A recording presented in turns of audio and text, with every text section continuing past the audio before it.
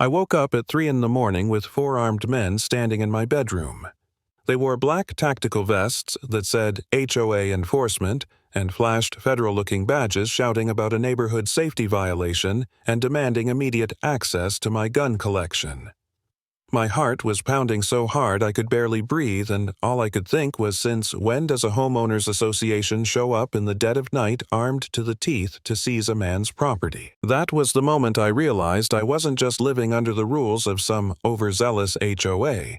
I was under attack. To explain how it got that far, I have to back up. My name's Frank Morrison. Retired Army widower, 65 years old. 8 months before this insanity, my wife Martha passed away from cancer.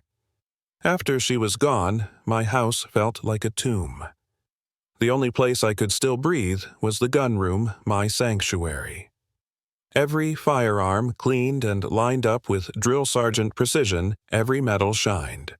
Most important of all, Martha's father's Purple Heart from Normandy and his old M1 Garand rifle. Those weren't just antiques, they were family honor living history, the only thing that made me feel connected to her. I guarded that room like a church, so when I saw the Purple Heart case had been moved a few inches and my safe showed failed combination attempts, overnight alarms went off in my head. Grief can make you paranoid, sure, but a soldier knows when something isn't right.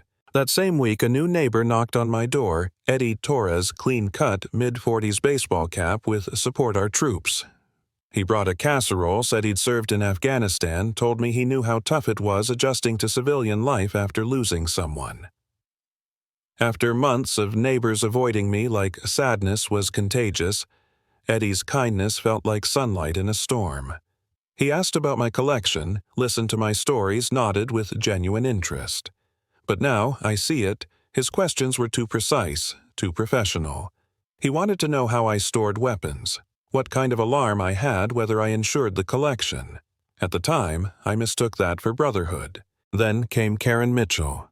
She'd been HOA president for years, but barely acknowledged me until Martha died.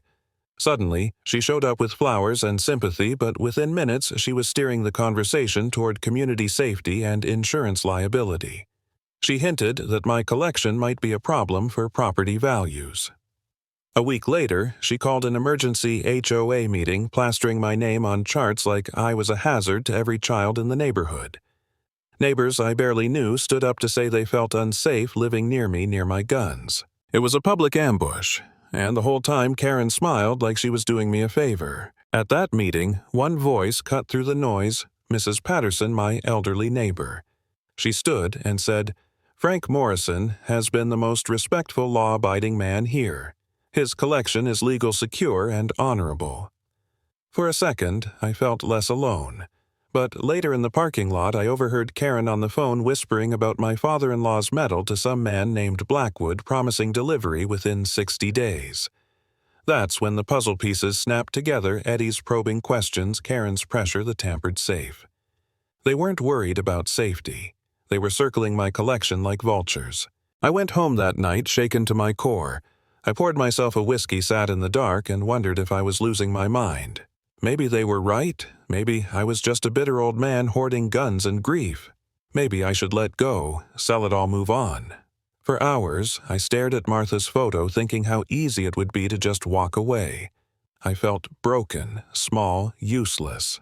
But then I noticed something stuck under Eddie's coffee mug, a tiny listening device, professional grade.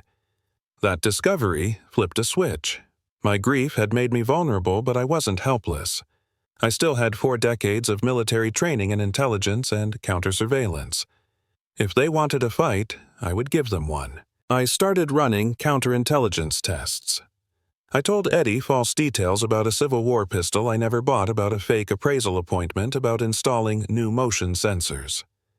Within hours of each conversation, Karen would send violation notices or letters referencing those exact lies.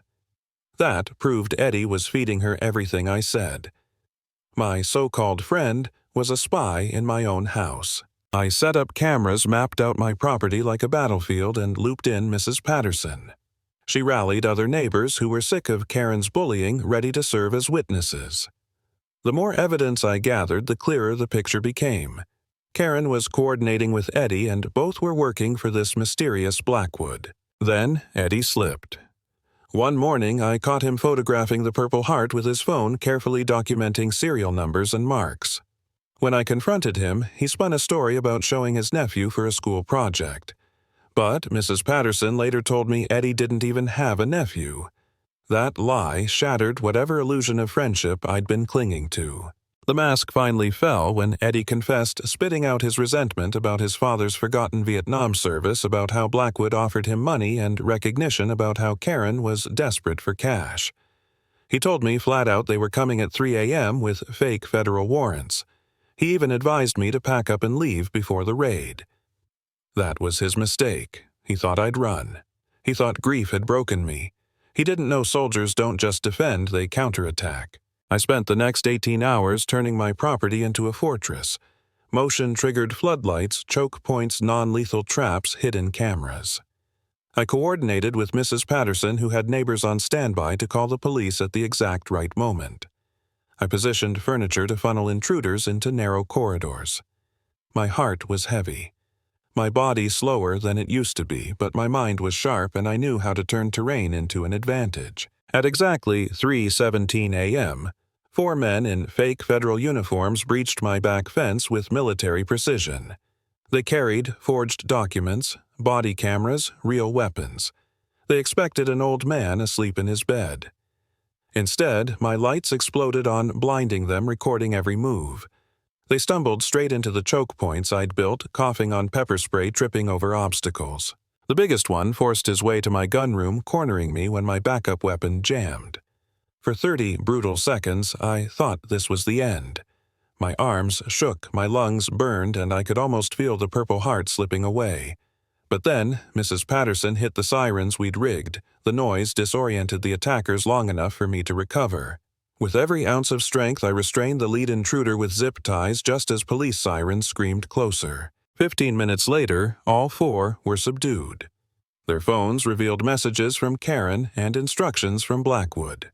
The HOA president, my neighbor Eddie, and this shadow collector had orchestrated everything, months of manipulation, harassment, surveillance, all to steal my family's honor. By dawn, the police had Karen in cuffs. Eddie was broken and sobbing, and the fake cops were spilling details about payouts and orders. The whole criminal scheme unraveled in the harsh morning light. And me, I stood in my gunroom, sweat-dripping body, trembling, staring at Martha's father's Purple Heart still shining on the shelf. They thought they could weaponize my grief-use loneliness as leverage, turn a widower into easy prey. They thought wrong.